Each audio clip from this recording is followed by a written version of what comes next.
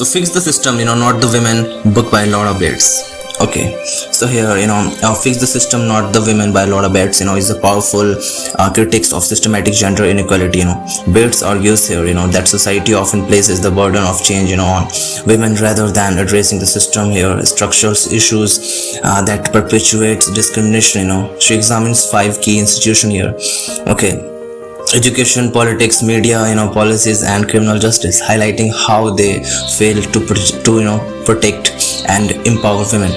So the book changes the tendency to blame women for their own victimizations and call for systematic accountability.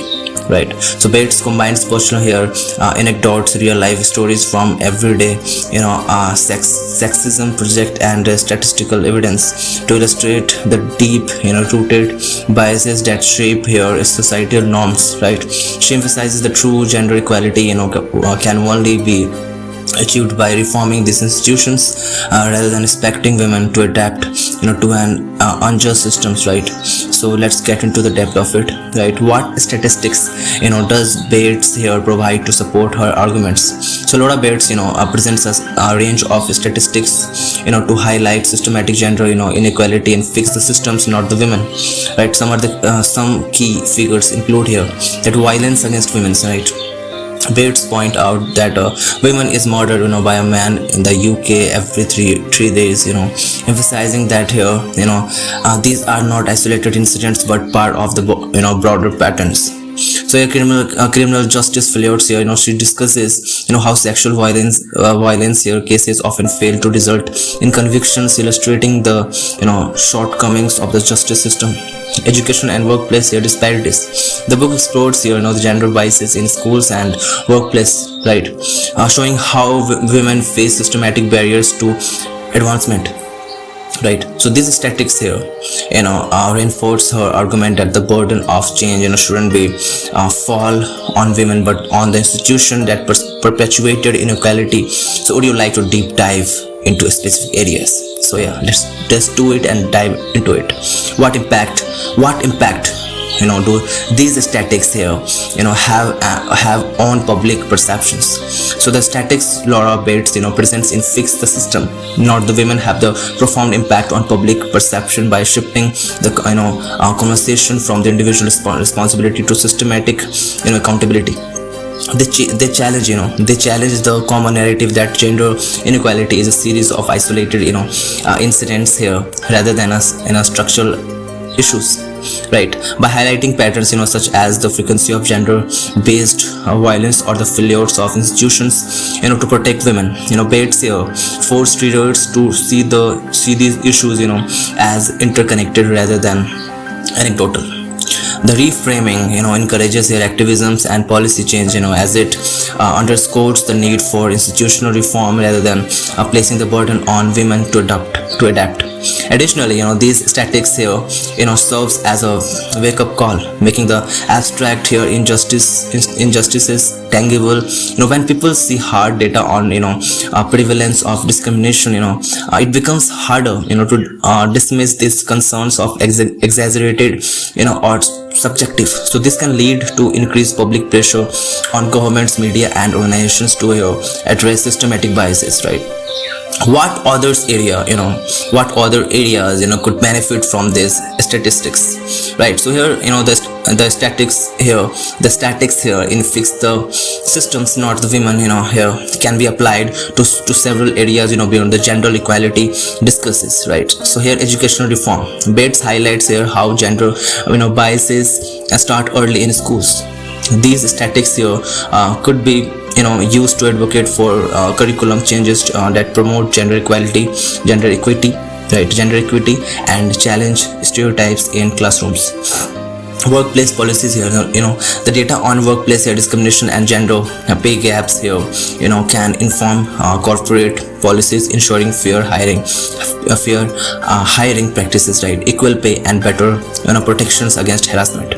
Media representations. Bates here Bates discusses here how media perpetuates harmful gender norms.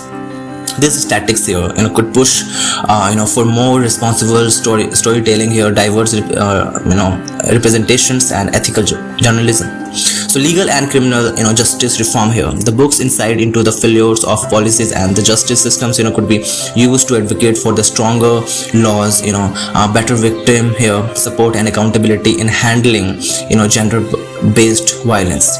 Public health and social services, right? So gender-based violence statics here can inform healthcare policies, ensures here better mental health support, trauma enforced care, and accessible resources for survival.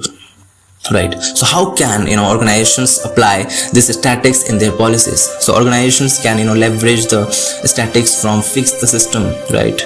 Fix the systems, not the women, to create more accountable, equitable policies that addressing systematic gender biases, right? So here workplace equity initiatives. Companies here, can be data on gender pay gaps and workplace discriminations to implement fair hiring practices, right? Salary transparency and stronger anti-harassment policies.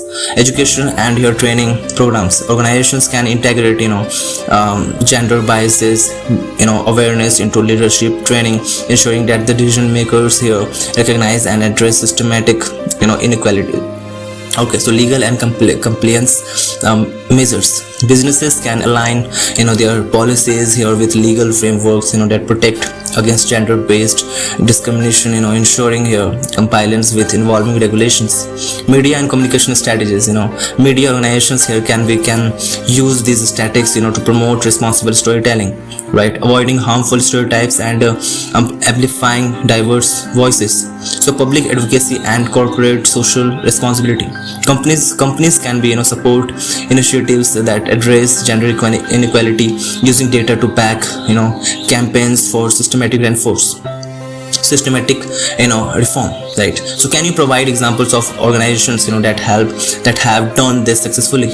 Can you provide examples of organizations that have done this successfully? So certainly several organizations here have successfully applied gender equality statics here to shape their policies and drive systematic change. The business timing here highlights case studies of companies that have implemented gender equality policies here effectively, showing how inclusive workplace boost innovation and performance.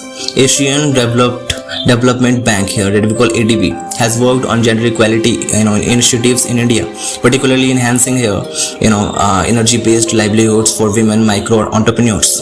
International organizations here like UN Women, Oxfam, right? UN Women, Oxfam, and the Global Fund for Women, fund gender equality initiatives worldwide, supporting policies, advocacies, and grassroots movements.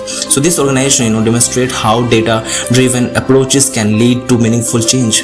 Would you like to explore how these strategies could be integrated into leadership frameworks or content creations? So here these are the points which have to where we actually have to understand that fix the systems, not the women's, by the Laura Batts, a powerful critic of systematic gender inequality. So yeah.